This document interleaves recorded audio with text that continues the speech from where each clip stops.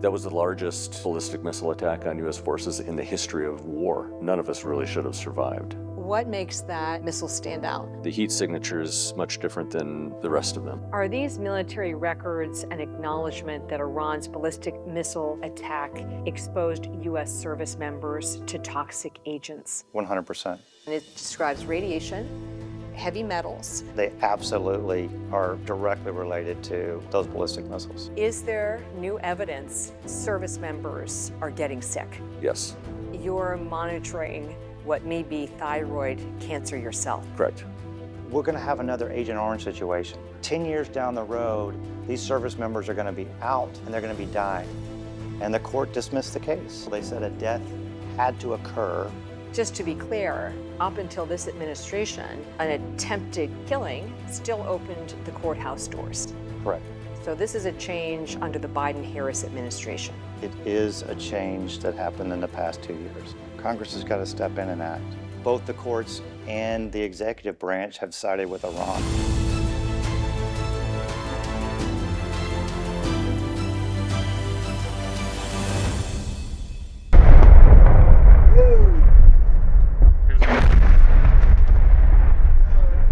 Exclusive videos shared with our investigative team show American service members sheltering in bunkers, recording Iran's attack on the Al-Assad airbase in Iraq, January 8, 2020. None of us really should have survived, and we weren't expected to survive. Retired Army Flight Surgeon Alan Johnson witnessed the largest ballistic missile strike against American forces in U.S. history. 11 warheads, each weighing about 1,600 pounds. Is ripped up. Service members surveyed the damage, Iran's retaliation for the U.S. strike that killed its top general, Qasem Soleimani, days earlier. The closest one to me was about 60 feet away. The amount of percussive force that travels through your body, you can't really put words to that. I was knocked unconscious twice from 2 different impacts. How much notice did you have the missiles were coming in? Minute and a half, 2 minutes. Johnson walked us through drone video of Iran's attack on their base. Is that the first missile? For 1 and 2. 1 and 2. There's number 5. 5. And then number 6 right behind it. And where did they take the soil sample? From number 6. Right from this one, Correct. from number 6. What makes that missile stand out? The heat signature is much different than the rest of them. More massive. Correct. Government documents reviewed by our investigative team confirm potentially hazardous and toxic materials were identified from soil samples taken at the impact site on January 15, 2020, 7 days after the missile strike. Are these military records an acknowledgement that Iran's ballistic missile attack exposed U.S. service members to toxic agents? 100%. No hesitation. No hesitation. And it describes radiation, heavy metals, and then also dangerous particles in the air. Correct. What explains these elevated readings? Those tests were conducted after the attack. In my opinion, they absolutely are directly related to those ballistic missiles. Lawyer Robert Broadbent, a retired lieutenant colonel with 23 years of service, filed suit against Iran on behalf of those injured in the attack. 65 service members and 2 contractors suffer from traumatic brain injury. Iran's never going to pay. And all of these plaintiffs know that, because it's not about getting Iran to pay. It's about holding Iran accountable. Initially, all of them were reluctant to sue Iran. They're scared. Are these service members at higher risk for cancer? Yes. Are they looking at larger medical bills over their lifetime? Yes. Are they looking at potentially shorter life expectancies? Yes. People have focused on the attack itself, but they have not focused on the ripple effect. Correct.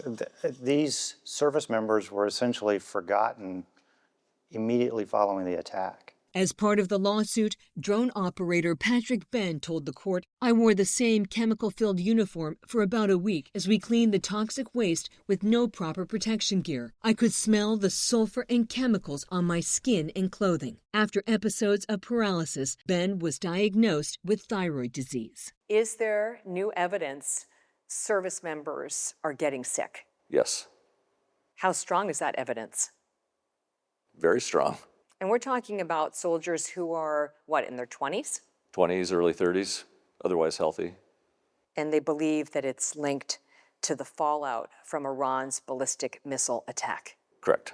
3 independent environmental specialists reviewed the records and concluded the toxic agents were likely the result of missile impacts. 2 specialists raised concerns about these radioactive elements found at the site, saying they seem out of place with a conventional explosion. A third expert disagreed with the assessment and the exposure risks. When you saw these testing results for the first time, you thought what?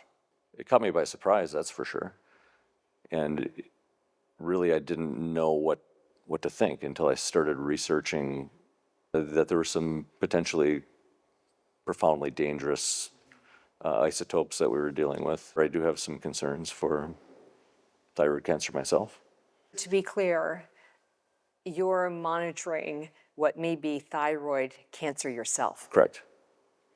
We're going to have another Agent Orange situation where 10 years down the road, these service members are going to be out and they're going to be dying, and they're not going to be cared for. A federal law called the Foreign Sovereign Immunities Act blocks citizens from suing nation states. But there are exceptions, including terrorism. The terrorism exception allows that door to the courthouse to be unlocked, and for people who are injured or killed in attacks to go to court and sue that nation state. What did the federal court say? So we have 183 total plaintiffs that are part of this case, and the court dismissed the case. Well, they said a death had to occur for the exception to apply. You know, Congress created that exception decades ago to open the door to prosecute Iran.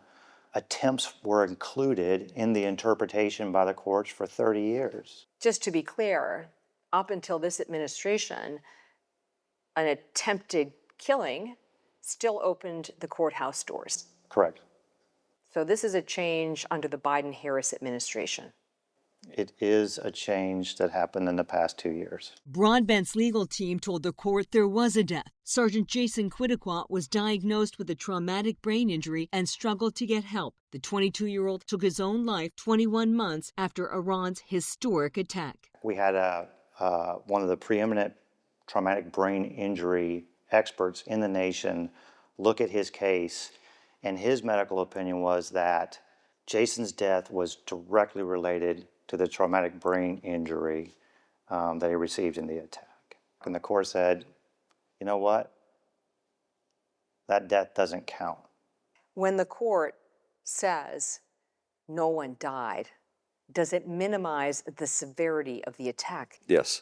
Does it minimize their service? Yes. When the court says no one died, does it minimize the life of Jason Quiddequat? Absolutely. Is it a fair assessment that U.S. service members are taking a backseat to Iran and political interests? The recent decision and the position taken by the Department of Justice subordinated the interest of U.S. service members to Iran. A lot of people will be confused by this. The courts in the executive branch, they believe, should have the backs of service members. Do they have the backs of service members in this case? No. Congress has got to step in and act and add one word to the act: attempts. That's all it would take. That's all it takes. Attempted killings get you back into the courthouse, allows you to hold Iran accountable, allows you to deter future attacks. Would a change in administration make a difference? It could. If the administration wants to take a different tact with Iran, it absolutely could. At the Assad airbase, is there an ongoing risk to service members? The Department of Defense has issued or is issuing service members deployed to Al-Assad dosimeters, which is like a watch that measures radiation exposure. Is the Defense Department being fully transparent with service members about the current risk? I don't know if the Defense Department is. What I can tell you is that soldiers don't understand the risks that they're exposed to. What would it mean to finally walk into a U.S. court and hold Iran accountable? It means that Iran doesn't get a pass. It means that these service members are taken care of. It means that the administration and that the judicial branch and that Congress cares about our service members and is fulfilling their obligation to their service.